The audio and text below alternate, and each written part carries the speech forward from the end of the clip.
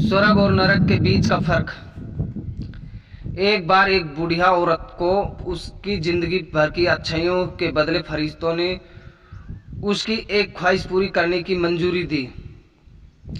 उस बूढ़ी औरत ने फरिश्तों से कहा कि मैं मरने से पहले एक बार स्वर्ग और नरक दोनों की यात्रा करना चाहती हूँ। फरिश्तों ने उस औरत की ख्वाहिश पूरी करने का वचन दिया और उसे अगले ही क्षण एक बहुत बड़े भोजन कक्ष में ले जाया गया, जहाँ पर बहुत विशाल डाइनिंग टेबल थे। उन पर बहुत ज़्यादा स्वादिष्ट दिखने वाला भोजन रखे हुए थे और बहुत अच्छे अच्छे ड्रिंक्स भी रखी हुई थी। मगर उस टेबल के चारों तरफ बैठे लोग बहुत ज़्यादा मायूस, भूखे और दुखी लग रहे थे। उस औरत ने देखा कि उन सभी लोगों के हाथों पर कोहनी तक लंबी लंबी चम्मच बंधी हुई हैं। वह लोग जब भी उस चम्मच से खाना उठाकर अपने मुंह तक ले जाने का प्रयास करते हैं तो उनकी कोहनी मुड़ नहीं पाती है और खाना उनके मुंह तक कभी पहुंच नहीं सकता। बूढ़ी औरत ने फरिश्तों से पूछा, क्या यह नरक है? फरिश्तों ने कहा, हाँ। औरत ने तुरंत कहा, मुझे यहाँ से दूर ले चलो, और अगले ही क्षण उस बूढ़ी औरत को एक भोजन कक्ष में लाया गया। उसी भोजन कक्ष में जहाँ पर बड़े बड़े डाइनिंग टेबल थे, बहुत स्वादिष्ट दिखने वाला भोजन और अच्छे अच्छे ड्रिंक्स टेबल पर सजाए गए थी। मगर इस बार डाइनिंग टेबल के चारों तरफ बैठे लोग खुश थे,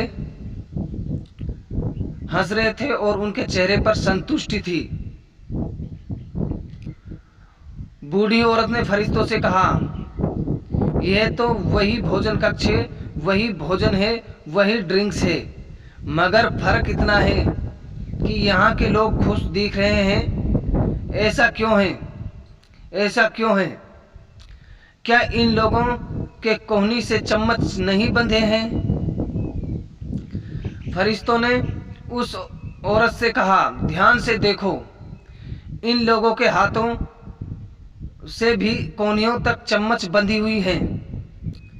फर्क सिर्फ इतना है कि इन लोगों ने एक दूसरे को खाना खिलाना सीख लिया है।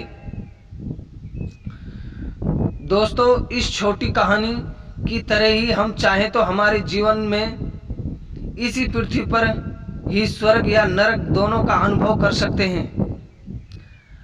अगर हमें स्वर्ग का अनुभव करना है तो हमें पहले दूसरों के बारे में सोचना होगा,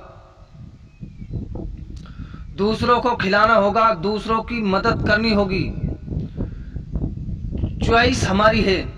हम चाहें तो हमारी जिंदगी को स्वर्ग जैसा या नरक जैसा बना सकते हैं।